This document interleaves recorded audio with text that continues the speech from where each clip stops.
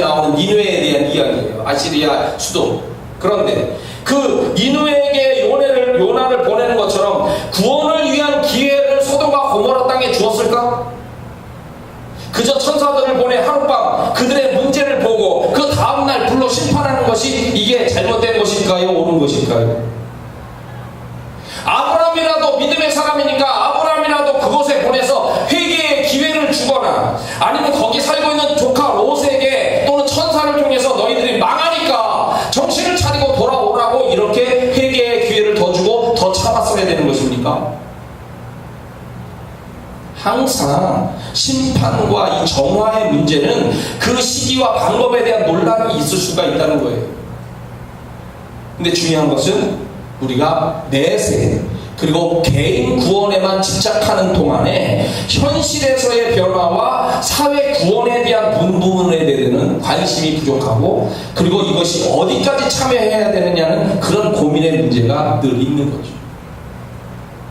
예수님이 만약에 성전에 첫날 들어가서 상황을 쭉 보고 그 다음날 아침 일찍 해서 들어가시는데 온화한 말로 성전에서 사고파는 그런 사람들에게 왜 성전에서 장사를 하면 안 되는지에 대하여 길게 설명을 하고 회개의 기회를 충분히 주면서 이렇게 하지 않았을까?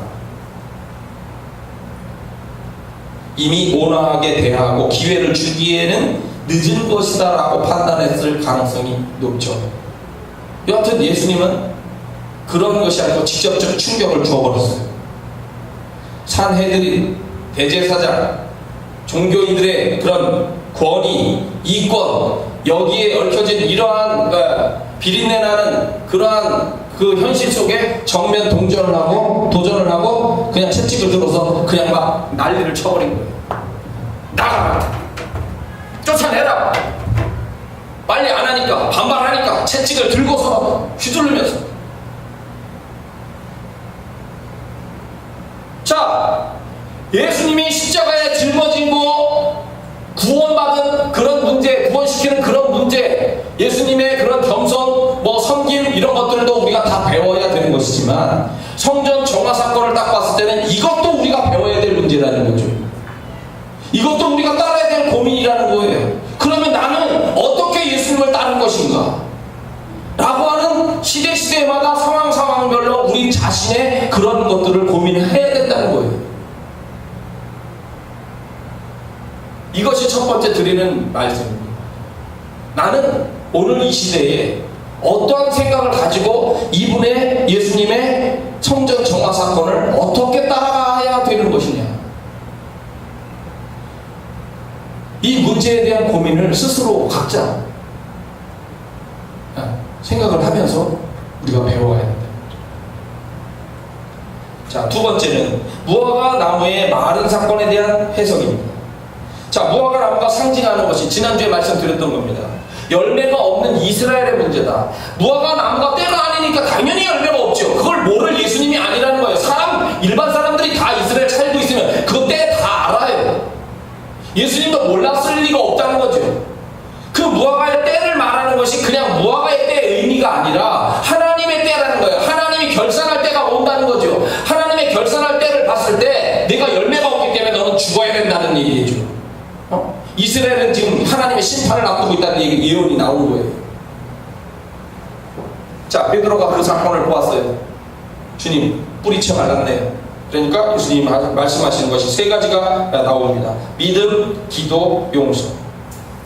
자, 첫 번째 믿음. 예수께서 그들에게 대답하여 이르시되 하나님을 믿으라. 예수님, 무화과 나무가 뿌리채 말랐네요. 하나님을 믿으라.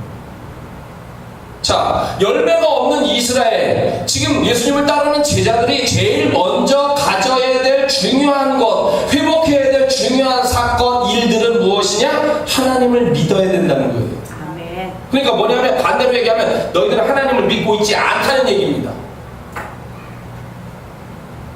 하나님을 믿어야 될 사람들이 믿지 않고 있다는 거예요.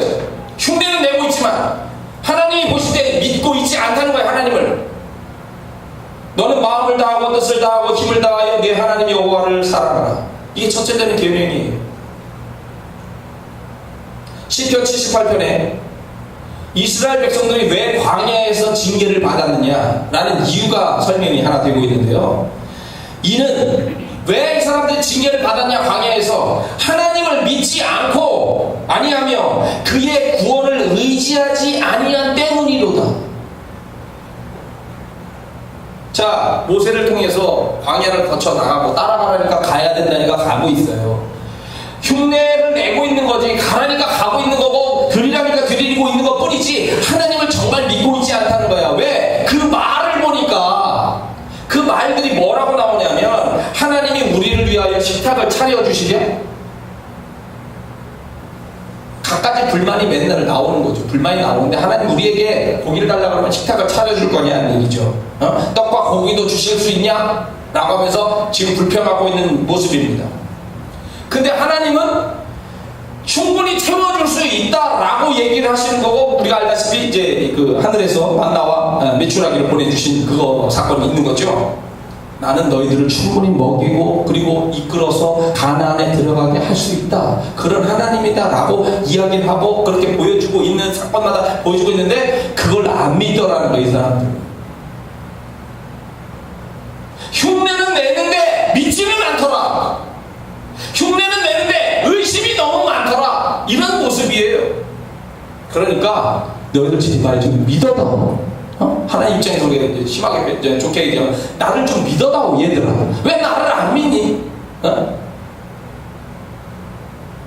주님, 무화과나무가 말랐네요. 그러면 저는 무화과나무를 설명하실 줄 알았어요. 솔직한 말. 전혀 다른 얘기를 하고 있는 거예요. 주님이, 예수님이. 주님, 무화과나무가 말랐네요? 이게 왜 말랐냐면 이렇게 얘기를 하셔야 되는데, 그게 아니고 하나님을 믿으라. 네가 하나님을 믿지 않고 있다, 이 사람들이. 흉내는 내는데 하나님을 믿지 않고 있어.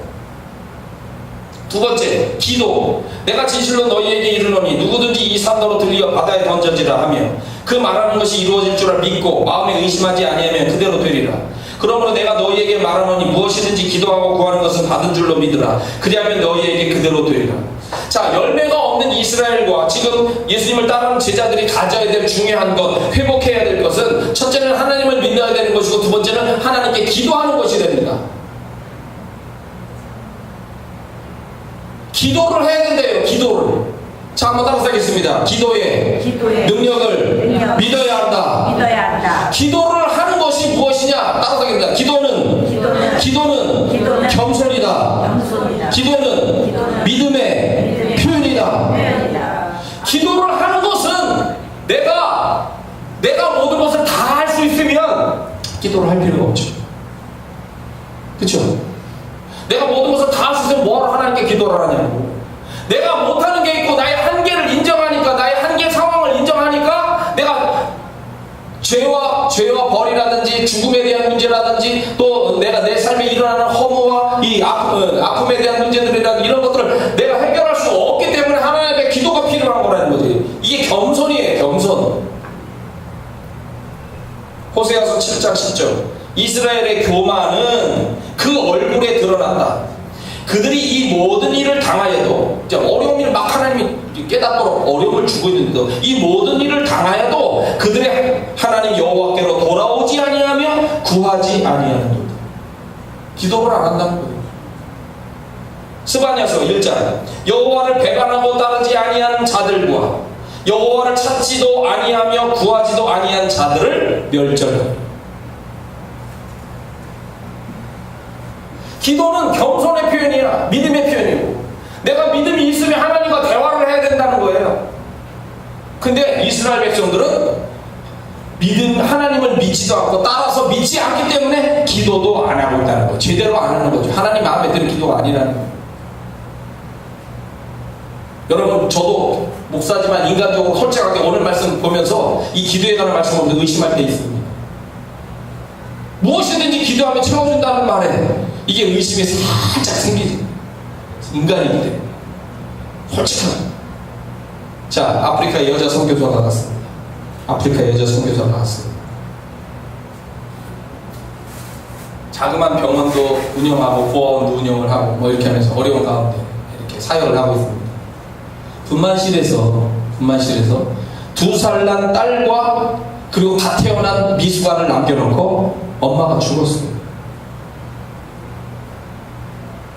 근데 그 갓 태어난 아이를 돌보기 위해서는 이거 물을 잘 타서 먹여야 되는 보온병이 필요한데 이 마지막 남은 보온병이 터져버린 거예요.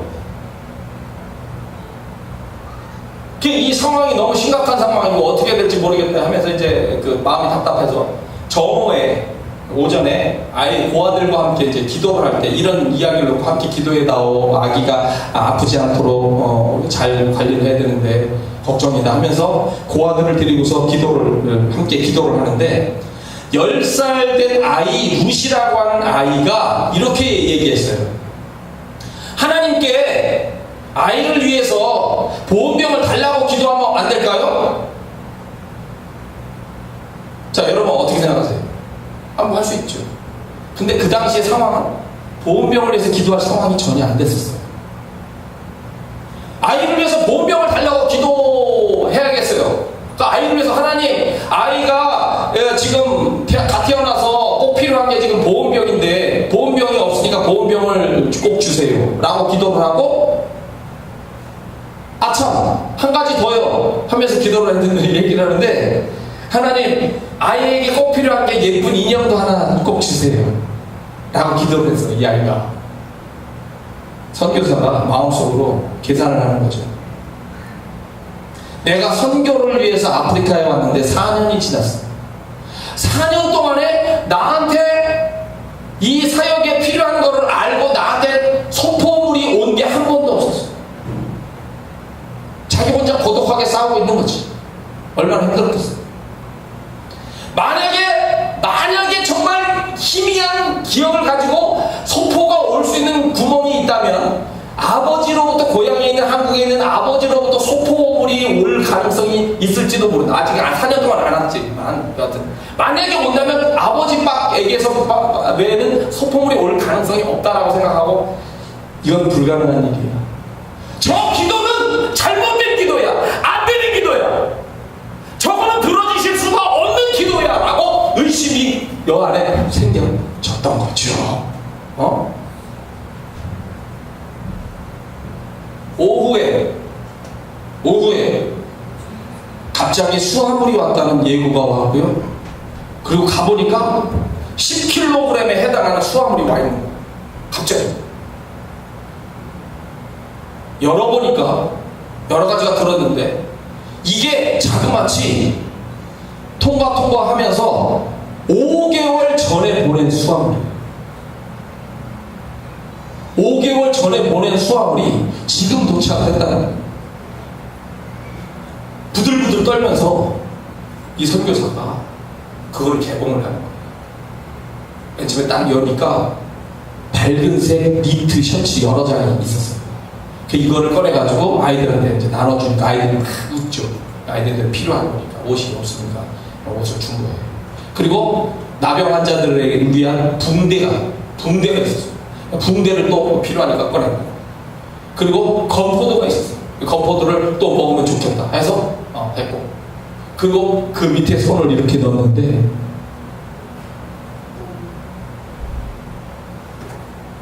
긴 게 잡히는 거예요. 그거를 잡아가지고 딱 올렸는데 보온병이 들어가요. 아멘. 그 보온병을 꺼내자마자 아이들이 와 소리 지르겠죠. 근데 그 루시라고 하는 아이가 보온병이 왔으면 예쁜 인형도 왔을 겁니다 라고 얘기하면서 뛰어와서 그 밑에다 손을 팍 집어넣고 확 꺼냈는데 거기에 예쁜 인형이 딱 들려있었던 거예요. 이 선교사가 퍽퍽 울면서 이게 우리는 오늘 필요한 것이지만 이미 5개월 전에 한국에서 출발하는 화물이라는 거예요. 5개월 전에 하나님은 이 상황을 미리 아시고 5개월 전에 거기서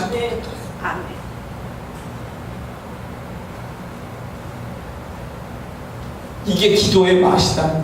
아멘. 우리의 상황에 대해서 우리는 기도해야 된다. 그분을 믿고. 그 다음 세 번째 중요한 건 용서입니다. 서서 기도할 때 아무에게나 혐의가 있거든 용서하라. 그리하여야 하늘에 계신 너희 아버지께서도 너희 허물을 사하여 주시리라. 우리 주기도문에 나오는 그런 의미이죠. 열매가 없는 이스라엘과 제자들이 가져야 될 중요한 것은, 회복해야 될 것은 하나님을 믿어야 되고 기도를 해야 되고 그리고 이웃을 용서해야 된다는 거예요. 용서해야 되는 이유는 하나님도 용서하시기 때문이에요. 시편 말씀, 여호와 우리 하나님이여 주께서는 그들에게 응답하셨고 그들의 행한 대로 갚기는 하셨지만 그러나 그들을 용서하신 하나님이십니다. 악인은 그의 길을 불의한 자는 그의 생각을 버리고 여호와께로 돌아오라. 그리하면 그가 긍휼히 여기시리라. 우리 하나님께로 돌아오라. 그가 너그럽게 용서하시리라. 너희는 예루살렘 거리로 빨리 다니며 그 넓은 거리로에서 찾아보라. 보고 알라. 너희가 만일 정의를 행하며 진리를 구하는 자를 한 사람이라도 찾으면 내가 이 성읍을 용서하리라.